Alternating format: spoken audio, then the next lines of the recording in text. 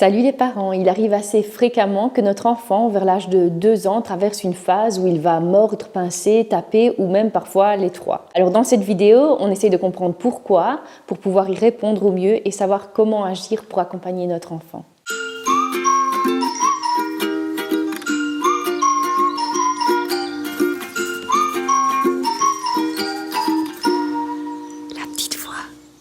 Sur cette chaîne, je vous partage mes vidéos qui se situent au croisement entre la parentalité bienveillante et la pédagogie Montessori. Je vous partage des idées d'activités Montessori et vous offre plein d'astuces qui permettent une relation encore plus épanouissante avec votre enfant. C'est souvent vers cet âge que notre enfant va commencer à s'exprimer. Il commence à nous informer de ce qu'il aime ou n'aime pas, sauf que parfois, les mots ne sont pas encore assez précis et l'émotion qui l'envahit est trop forte. En attendant que le langage se développe, l'enfant va s'exprimer avec ce qu'il maîtrise le mieux, donc jusqu'ici, c'est son corps. Et une frustration peut vite se transformer en une agressivité. Chez notre enfant, ça sera souvent une frustration qu'il n'aura pas réussi à exprimer. Si la crèche vous appelle en vous informant que votre enfant en a mordu un autre, ne soyez pas mal à l'aise, ça arrive plus que ce que l'on pense. Et puis, c'est quelque chose de relativement courant chez les enfants. Donc, vous commencez à me connaître, je tente de comprendre mon enfant, de faire preuve de bienveillance et de respect, et en même temps, je vais travailler avec lui ou avec elle pour éviter que ça ne se reproduise. Car je n'accepte aucune violence de la part de mon enfant et parce que j'ai envie qu'il apprenne à vivre sainement en collectivité. Alors, on va tenter de stopper ce comportement en lui offrant des outils pour exprimer différemment ce sentiment désagréable qu'il traverse et réduire sa frustration. Mais avant de voir ces différents outils, il y a une chose que vous pouvez faire pour anticiper ce genre de situation. Je résumerai ça au fait d'anticiper. Donc on va travailler en amont. Alors ça, c'est plus facile à dire qu'à faire. Je pense que c'est une qualité qu'on peut développer si on ne l'a pas naturellement. Mais en gros, c'est être très attentif à son enfant, l'observer, essayer de le comprendre, de traduire ses gestes, ses besoins, ses envies. Souvent aussi, c'est pouvoir ressentir ce qu'il pourrait ressentir ou faire preuve d'une grande empathie. Mais pas que. Si d'un coup mon enfant est agacé et que ça semble sortir de nulle part, c'est pouvoir réfléchir rapidement. A-t-il plutôt faim ou froid ou trop chaud, sommeil? Manque-t-il d'espace pour se défouler? Est-ce une matinée avec trop de contraintes pour lui? Trop de non, ne fais pas ça non plus, ça pas non plus, avec trop de non. Fais pas ci, fais pas ça, viens ici, mets-toi là. En tentant de comprendre au mieux notre enfant, on évite un maximum ce genre de crise et donc les réponses qu'il pourrait donner à ses états émotionnels. Cette attention toute particulière qu'on va pouvoir lui offrir pourra avoir le même effet en fait. Souvent, un enfant qui a toute l'attention d'un adulte avec un regard soutenu aura peu tendance à devenir agressif en aval. Donc rappelez-vous aussi que ce n'est qu'une phase du développement de notre enfant et que cette phase peut durer quelques petits jours ou quelques mois maximum. Ça dépendra de plusieurs facteurs en fait. Et pour parler de ceux sur lesquels vous pourriez avoir un impact, les voici. Donc que faire quand il mord, pince ou tape? Le fait de lui dire stop. Ici, on va pouvoir lui dire le comportement souhaité. Donc là, je vous renvoie vers ma vidéo que je vous laisse ici en haut sur la consigne positive. À la place de dire « on ne mord pas », on va plutôt lui dire « on peut faire des doudous, des caresses ». Ça oui, on peut insister sur le pourquoi on ne mord pas, mais tant que la frustration a envahi notre enfant, il sera trop peu réceptif. Donc je vous conseillerais d'y revenir un peu plus tard, pendant un moment calme et à titre très informatif, pas dans le but de culpabiliser. Donc sur le moment, on va tenter de se mettre à la place de notre enfant et de comprendre ce qu'il traverse. Quand on traverse quelque chose de difficile et qu'on réalise que quelqu'un nous comprend, on se sent déjà libéré de beaucoup de poids.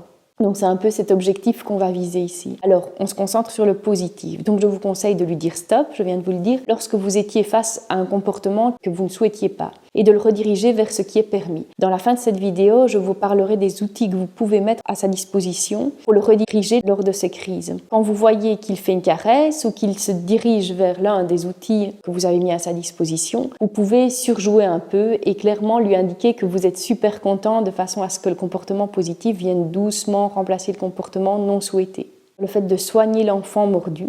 Donc dans l'urgence, je vous conseille de vous concentrer sur celui qui en a le plus besoin, celui qui a le plus besoin de soins. Donc vous soignez l'enfant qui vient d'être mordu, tapé, etc. L'enfant ou même l'adulte si c'est votre partenaire. Vous montrez que vous accordez plus d'attention à la personne qui vient d'être frappée. Vous vous assurez que l'autre parent qui vient d'être tapé n'ait pas eu mal. Le fait de se concentrer sur l'enfant agressif, en fait, ne ferait que le conforter dans le fait que l'agressivité apporte l'attention qu'il souhaite et le conforterait donc dans ce schéma qu'il répétera pour en recevoir. Donc on peut lui proposer de réparer aussi en allant chercher un pansement avec nous, sans y mettre trop d'attente et sans coller l'étiquette qu'on a parfois envie de coller quand on est agacé de quelque chose Donc on va éviter toute phrase du style « tu ne veux même pas m'aider, tu es vraiment méchante » ou « méchant ». Ne pas le forcer à demander pardon non plus. Ça, je pense que c'est quelque chose d'important, comme tout signe de politesse, comme le merci, le s'il te plaît, le pardon. Ils finissent tous par arriver et leur permettre de les assimiler via l'imitation est une technique infaillible qui leur permettra de les utiliser avec beaucoup plus de spontanéité. Et puis, avant 4 ans, la plupart des enfants n'arrivent pas encore à comprendre ce que l'autre a pu ressentir. Donc c'est vers 4 ans seulement que notre enfant va être capable de se décentrer en fait. Le fait de vraiment se décentrer, de se mettre à la place de l'autre, ça n'arrive que vers 4 ans. Comprendre son enfant. Pour en revenir au fait d'observer, si vous n'avez pas réussi à anticiper, tentez de comprendre ce qui a induit ce geste. Si vous n'étiez pas présent, demandez qu'est-ce qui s'est passé juste avant l'incident.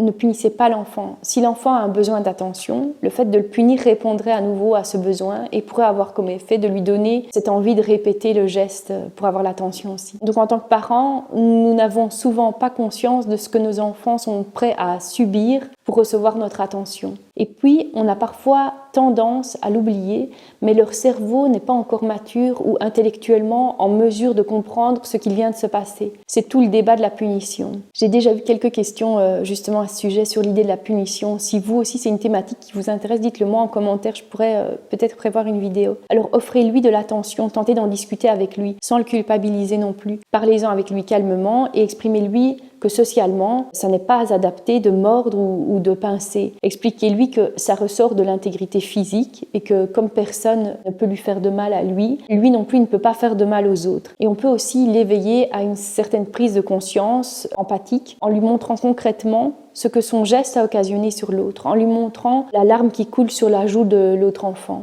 Développer le langage afin de lui permettre de s'exprimer par la parole plutôt que le corps. Alors une transition pour passer du corps à la parole et qui est de plus en plus à la mode, c'est le fait de signer avec son bébé. On peut commencer très tôt à signer avec notre bébé. Je conseille de commencer vers même 6 mois quand il commence à être bien réceptif à nos mains, à nos gestes, nos mouvements. Aujourd'hui encore, j'utilise le bébé signe avec ma fille qui a 3 ans en lui montrant tous les signes qui sont relatifs aux émotions et je vois que ça l'aide énormément. Il y a aussi cette idée de développer un vocabulaire précis et de ne pas gagatiser avec notre enfant. Nommer ce que l'on voit, utiliser un vocabulaire non simplifié et un vocabulaire varié. Sur ce point, Maria Montessori travaillait avec des cartes de nomenclature. Ces cartes que l'on peut télécharger sur Internet, plastifier et qui permettent à l'enfant de conceptualiser certains objets, certaines émotions qui seraient moins familiers, donc qu'on rencontrerait moins dans la maison ou dans la vie en tout cas de l'enfant. Dans le développement du langage, il y a clairement le fait de lire des livres.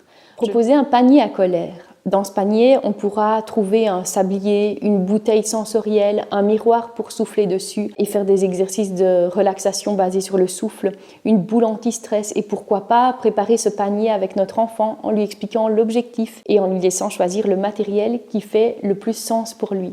Et si vous avez déjà ce genre de matériel qui fonctionne, n'hésitez pas à nous partager vos idées en commentaire pour qu'on puisse en inspirer nous aussi.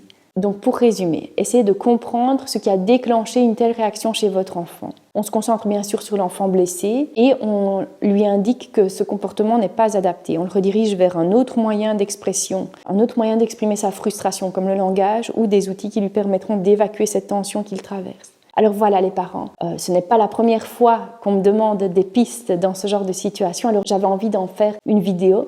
Dites-moi si elle vous a été utile et s'il y a des choses qui ont fonctionné avec votre enfant. Alors venez me le dire ici, en commentaire, sur Facebook ou sur Instagram où vous pouvez me trouver en tapant la petite voix de Joy. On se retrouve bientôt et d'ici là, soyez heureux.